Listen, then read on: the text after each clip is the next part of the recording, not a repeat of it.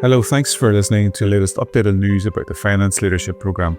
It's produced by AICPA and CIMA together as the Association of International Certified Professional Accountants. You can find out more at aicpa-cima.com and enroll.cgma.org. Today we're going to talk about the subject of exam resits with Nasheen Wuisman, who works as part of the progression team in CIMA. I know it's a delicate subject for some students who don't like to talk about the resit and obviously the challenges around resetting an exam, but I think it's an important subject, particularly coming up to the February exam window where some students unfortunately may just have missed the mark in terms of a pass in November and are resetting using the same case again in February. So again, the time this is recorded is January 2026. We're talking generally about the resources that we have today, but at this point in time, I think it's important for students who maybe are considering a reset over the next few weeks. So Nasheen, thanks for joining us again. Could you just remind listeners what you do at the association, please? Thank you, Kevin, of course. So the study support team, they're my team, and together we create resources and we run programs throughout the year to support all of our candidates' study journey. Ultimately, it's my aim to get our candidates through their study journey as smoothly as possible. As part of that role and team that you work in, Nasheen, you guys are always putting together really, really good resources that again are available in the CIMA Study Hub and within the LMS, within the Finance Leadership Program system itself. So could you tell us about what resources you have and what you offer as a team to students? Yes, of course we do. Yeah. And there are so many things that we have to offer our students. So the thing is, preparing for an exam, it's such a challenging time. I know that from when I prepared for my exams, I remember it really well. And it can be a really hard time to maintain your focus, but even to know what to allocate your focus on so that you're making the most of your time that you have, it can be really tricky, especially when you are juggling all the demands and challenges and commitments that every single person does juggle in the daily lives. So when it comes to resitting, this can be even harder.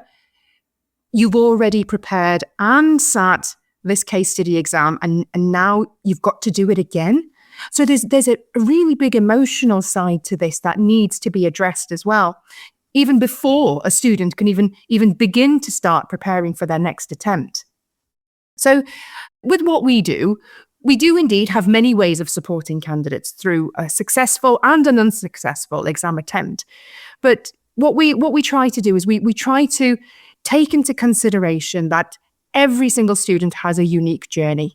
We appreciate that. And so we try to cater for all. So we have both structured support and flexible support based on everybody's varying needs. So for example, Kevin, we have a resit guide. We call it Revitalise, and it's more of a self-study approach. But if some students would like a more structured approach, still flexible, but a little bit more structure and guidance to it, then we have a Resit program as well. And we run this Resit program between when the results come out and the following sitting. And at any point, if anybody wanted information on that program, it's on our website, but also on the FLP platform, but also it does come out when the results come out as well. It comes within the email communications.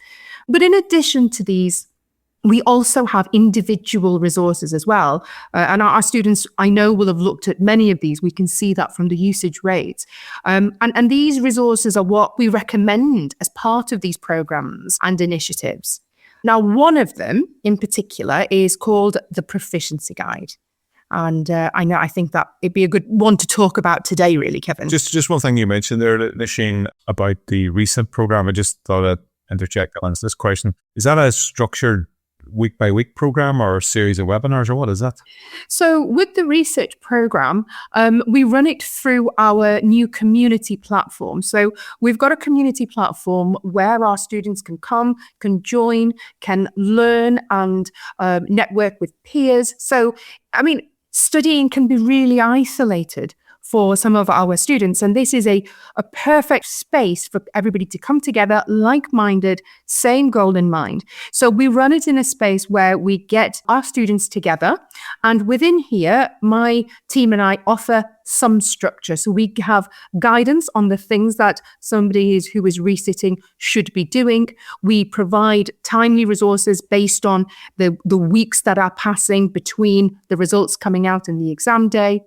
We have some live sessions as well within there. They are really informal sessions, giving students the opportunity to talk to us.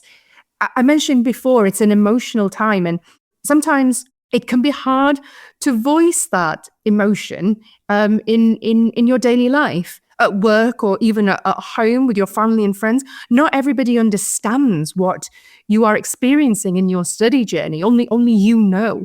So we give everybody that opportunity to talk with us, and then we offer support to be able to move on, build some self-awareness, build up that confidence and motivation, and then resources to move forward and progress and hopefully pass the next time a student attends the exam. So what about the proficiency guide? Tell us a little bit more about that, please. So that's our Resit program that we run 4 times a year.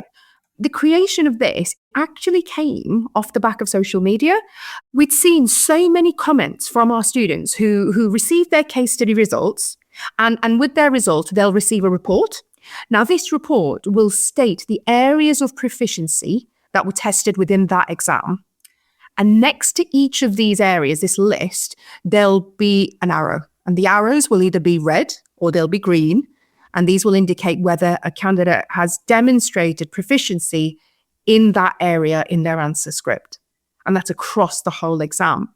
Now, on social media, the comments from our students were they wanted to know how to then go on to improve their answer based on this proficiency measure that they'd seen in their report.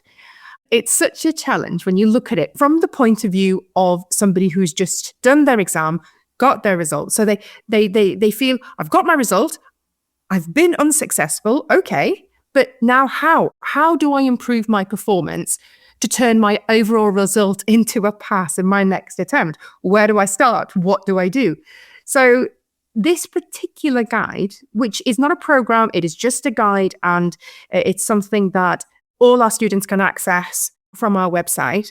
But what the proficiency guide does is it helps a student know how to improve their performance. So what we've done is we've taken real candidate scripts from a real exam sitting. We've included them in the resource.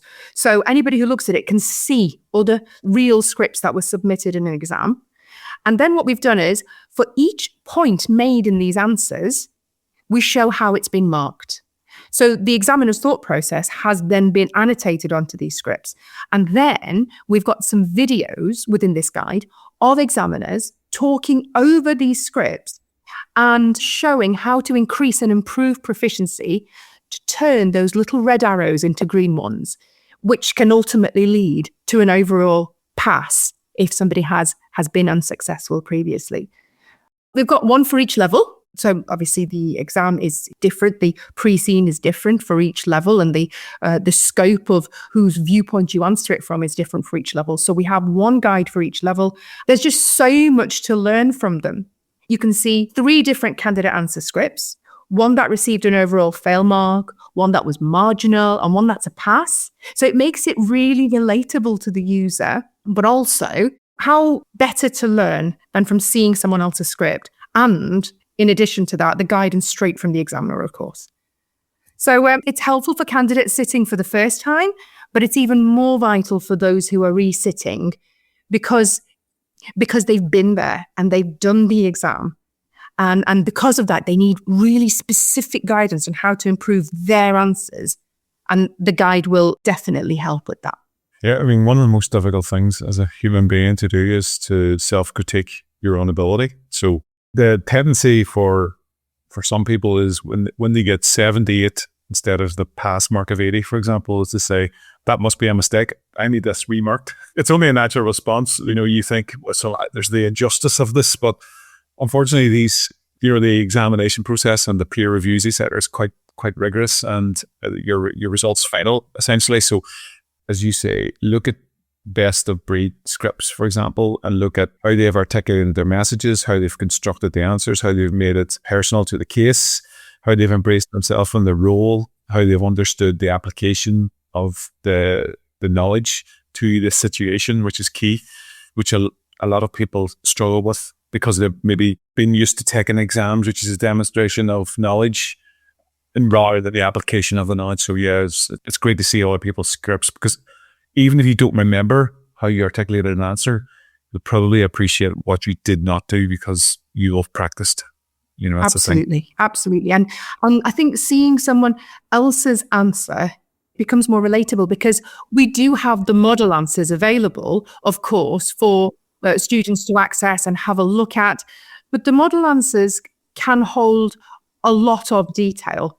And sometimes when you look at a model answer, students can think, I'm never going to write that much in the exam. Whereas that answer, that model answer, is covering lots of different things you could write about. So in order to pass that exam, you don't have to write all of it. So when you then see someone's real script where they have written, they have passed, and the marker shows you, the examiner shows you, this is why and how we allocated marks to this paragraph. Look what this paragraph does. And it does everything you mentioned there, Kevin, about the application and the linking and the adding value, and all of that seen demonstrated from another candidate's point of view, another student's point of view, makes a huge, big difference. Yeah. The other thing I wanted to ask you about and just highlight to students is all the resources that we offer. So things like coaching, the one-to-one support, things that students may not be aware of that your team offers that might be useful. Yeah, of course, yes.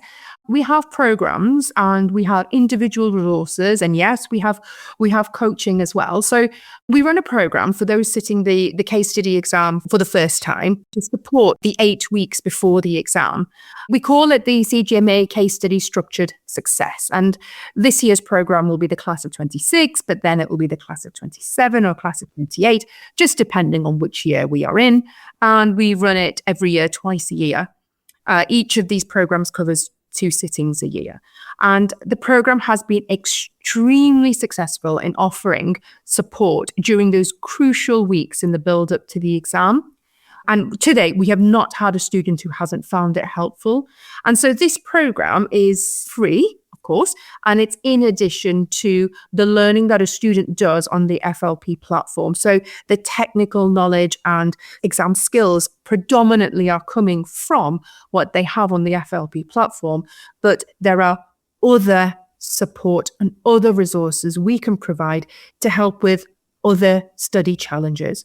So some people struggle with time management. Some people struggle with motivation. Some people struggle with certain skills. And yes, they've got some support, but they need a bit more support or a bit more practice. Also, sometimes a student may not know what their challenge is, but the study journey could be quite challenging. And we can help identify that by providing different resources that we know will help anyway. But also, as you mentioned, we've got coaching. We've got our FLP one-to-one support service as well, where our students can book a meeting and speak with a coach, and they can offer support and advice, or even if they just want to have a little bit of a chat. And I think sometimes just to put a bit of context to it, that can add a lot of value, really.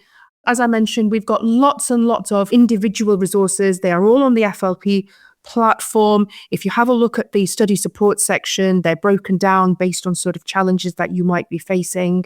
But also we have a community as well now. They go out in socials quite often, and it's called Engage 365. And there are a variety of communities, actually. We've got Case Study One, we've got one for our Resits, we've got one for Level Learning coming soon. So these communities are geared towards all of our students working towards the same goal globally. Come, join, share, learn, network with peers, network with us, get your questions answered from each other, learn from each other, and aspire each other. So all of these make up a really good support function for our students. We just need our students to come and ask and enjoy what we have for them, really. Part of the battle is to just to get that information out there that these things are available and get people to use them. So anyone that's not aware and listen to this, make sure you use these great resources. As Nasheen has said, there are links to everything and the information is available on the Study Hub. It's also available within the learning management system in FLP. So make sure you use these. These are all free. They're all from CIMA. And let's be honest, Nasheen, your team and yourself have put a tremendous amount of work into generating this high quality content. So this get people to use it. I know it's been used quite widely already, but there must be someone that can benefit from this. Just as signposting and giving people the information and what's available. Obviously, if you're about to reset an exam, make sure you have a look at all this information. I think it'll be really useful for you. And obviously, if you are about to set an exam, best of luck. Hopefully it goes well. Thank you, Nasheen, for joining us today again and giving your contribution. Appreciate your taking the time out of your busy day. No, not at all. Thank you for having me. Obviously, we'll have more in the show notes that'll be available. Just click on the episodes info icon in the podcast app as usual, or your smartphone or tablet, depending where you get your podcast from. For more information on FLP, go to enroll.cgma.org or aicpa-cima.com. Thanks for listening, everyone. If you know a friend or colleague who would use this information, obviously feel free to share it with any networks or anyone you think could benefit from it. Sharing buttons are available on the app. That's it for now. We'll have another series of episodes coming up where we'll be actually talking to a lot of students who've sat different exam levels, and we'll talk about their experience. So that might be useful for a lot of students as well to hear verbatim what people have thought about and what they did in order to pass their exams. Okay, thanks again for listening, everyone, and I wish you a good day.